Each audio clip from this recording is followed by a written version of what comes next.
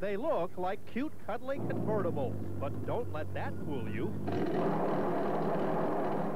These cars are actually the rarest of all off-road vehicles, because you would never dream of driving your car where these cars are headed.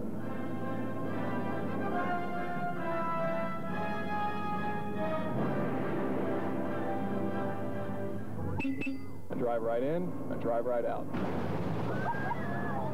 They're called amphicars, half buggy, half boat, conceived during World War II and invented in West Germany. The amphicar was built in 1961, and they built them through 1968. They built about 3,500 of them, and they shipped most of them to America as primarily a recreational vehicle. This is truly the very first off-road vehicle. With two separate transmissions, the amphicar can do 10 miles per hour in water, 70 on land. There are only 600 left in the world. John Edelstein feels lucky to own this one. He had to talk his wife into the $20,000 price tag, but now he and fellow amphicar lovers Pat Sullivan, Howard Singer, and Steve Weirk are part of the only car club in San Diego who can not only cruise around Lake Miramar, but on it.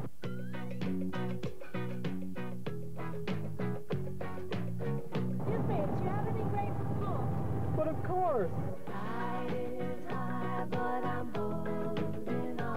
Excuse me, do you have directions to the 15? You don't have the traffic out here, but you do have some driving hazards, John. There is some hazards out here. These guys trolling 40, 50 feet behind him, man. We're hooked on his line. Yeah, well, it broke off. Of course, driving conditions can vary. Howard Singer bought his amphicar in 1977. A year later, he became the first man to drive a car non-stop from Los Angeles to Catalina Island. The ocean that day was like just a sea of glass. I had my convertible top up with the windows rolled down. I could have had the top down, and it would just have been like Lake Miramar. At least in the water, you never have to worry about a flat tire, but if you do break down in an amphicar, there's only one tool you need. How far to the shore? The tide is high, but I'm holding on. And when you do reach the shore, no need to stop. Just switch back from sea horsepower to horsepower.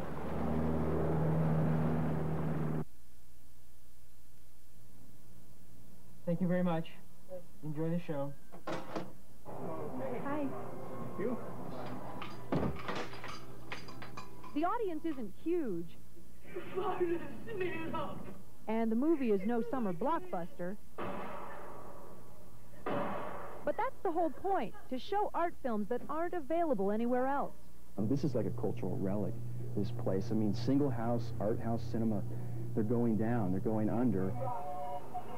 Seems the Guild was about to join the list. The owner in Tucson was tired of trying to run things from so far away. He told the newspaper he was giving up.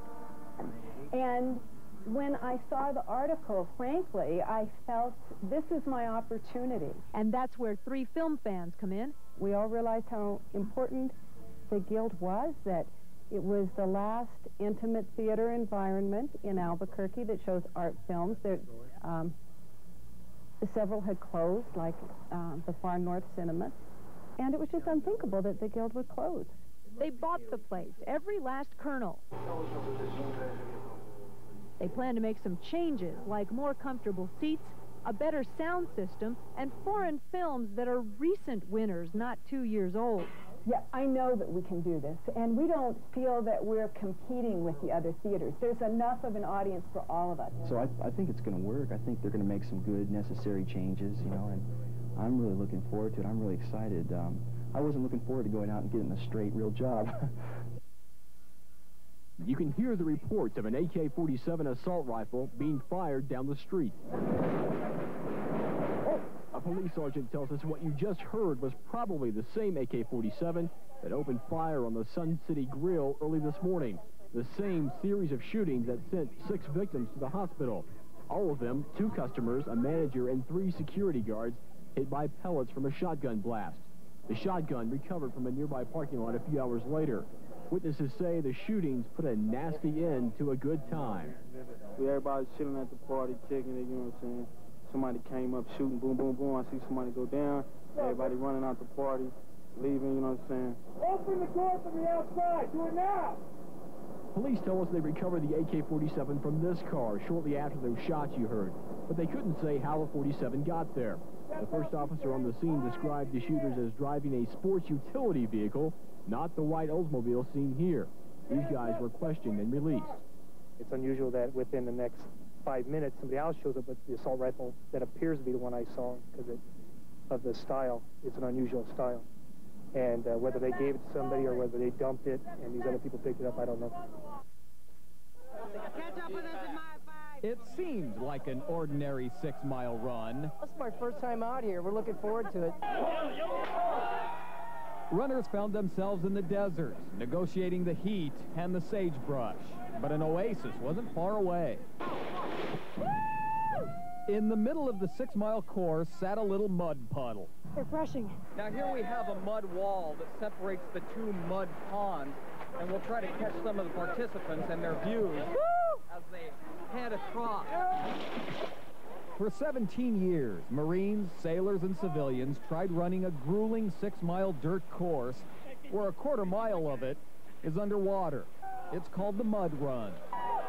Obviously, the participants getting a little carried away with the mud and the run. Could you try not to splash as you walk through here? Yeah. Thank you. Go! They started out all looking different, but they ended up all looking the same. Do it for Aunt Maybelline back in Nebraska. I love KUSI. Dehydration obviously became a factor, but some confessed of eating a little mud. Outstanding. Good protein. Good protein. Once runners made it to the top of the hill, once they passed the mud, it wasn't over. They still had 3 miles left. Nothing dangerous now, just a load of barrels filled with sand. But trucks carrying real nuclear waste could roll into WIP in less than 6 weeks.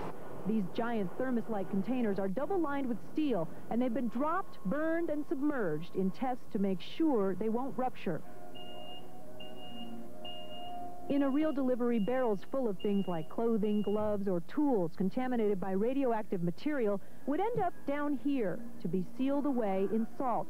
Not because they're terribly radioactive, but because they're mildly radioactive for thousands of years. These rooms and corridors are nothing new. They've been here for about 12 years now, and for those dozen years, they've been fighting to keep the salt from collapsing in on itself. It has a natural tendency of creeping 2 to 3 inches a year. They scale back the salt walls. They drill supports in the ceilings, waiting. WIP officials know there will be protests, but they're ready for the waste and the lawsuits. People like Wendell Wirt, who've spent most of their careers working on WIP, are convinced it's time to open. It is overdue. It's time to move on. We need to solve this waste problem in the worst possible way, and this is the right time and the right place, and it is the right thing to do. Maybe, just maybe, he'll get his wish.